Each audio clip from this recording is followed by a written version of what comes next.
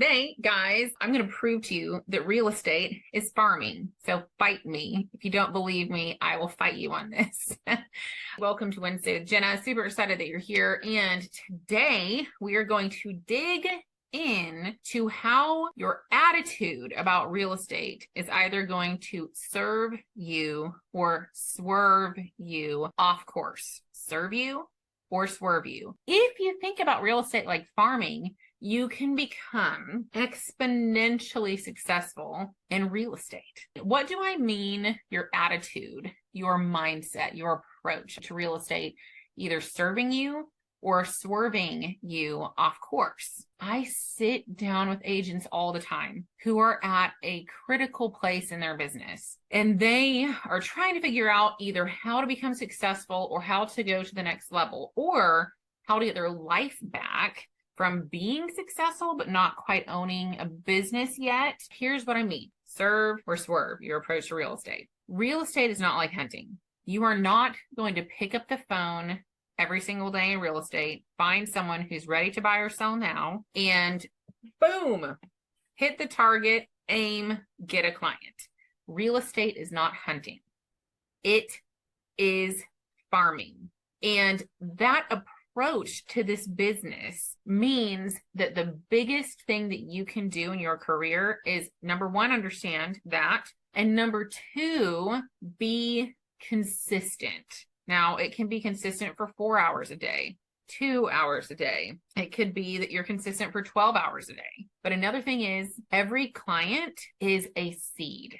And it is your job as the farmer, as the nurturer, to put that seed in an environment to be nurtured, tended to, all the things. So we're going to go through a process of how just this one mindset shift. Number one, if you've been thinking, or you got into the business thinking that real estate was like hunting, see, shoot, result, reward, then that might be why you're frustrated. You have to be ready to put in the work with a seed that you have planted before you have anything to show for it. Because the beginning of the growth of your client happens all underground first. You may not have all the razzing stars on Facebook with the showings if you're new to the business, or if you've taken some time off and you've quit tending those plants, guess what?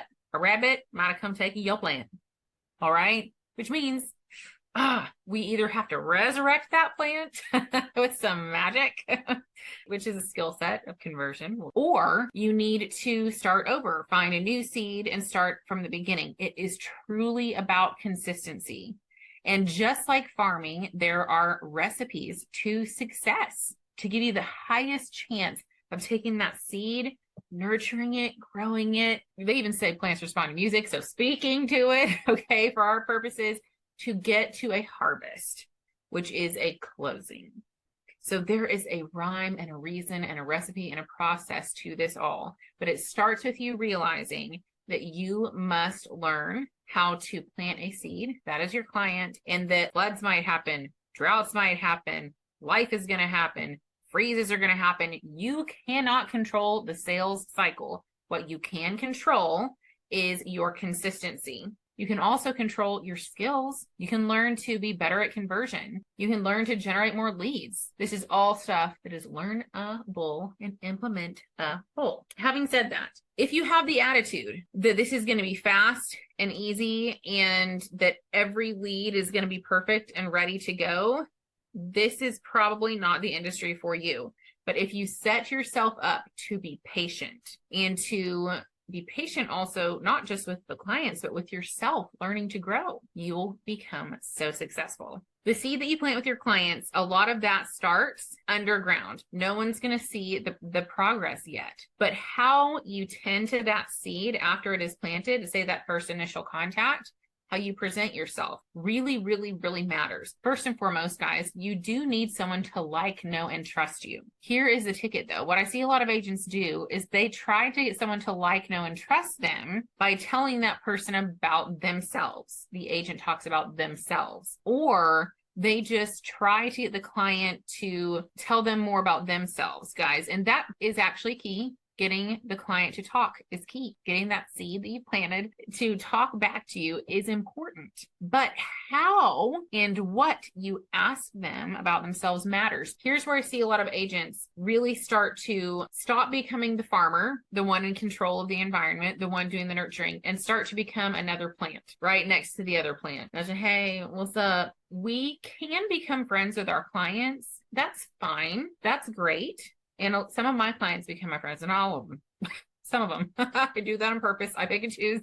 But all of my clients see me as an expert, and your clients, how you talk with them, what you ask them really matters, because you don't want them to see you as a fellow plant. You want them to see you as the leader, as the expert. You want to be the leader and the expert in your industry. And so what we have to do is go beyond the like, know, and the trust. So how we do that is by asking what I call leading questions. Ask leading questions. You are in control of the questions that you ask that steer back to what is their real estate goal, and finding the reason why they may or may not be interested in real estate. So really leading and guiding them in that way, you become elevated in their eyes from not a buddy and not a friend, but an expert, which when they go to pick between you and two other agents, if you are the expert that also knows them very well and knows what their goals are and has given them value during this time of nurturing from a seed to the harvest, who are they more likely to pick? The person that just knows them well, or the person who has built authority, provided value and expertise? Probably the person providing value and expertise, who also has gotten to know them and their why. Here's another thing that I'd like to point out. So you plant a seed, you're hopefully using systems to maximize your outreach, hopefully using video, text, email, voice drops, using your CRM will exponentially, massively explode your business, especially if you have highly customized your drip campaigns and things like that. It helps you with this whole nurture process. Also having a marketing message, okay? While you are growing this plant from a seed to a full-blown, it has a lot to grow. There's a lot that it's going to go through, like droughts, floods, all the things, guys. You have to stay there through that time period. Agents all the time, they just grow weary. Stop growing weary and do the work. Stay consistent, provide value. That is when things come back to you 10x, 100x, 1000x times. I'm telling the truth. I got 7 new listings in the last week. I did not prospect at all. And it's not Jenna's superpower. This is the result of consistency. And you can have that. You just have to stay the course long enough to plant enough seeds.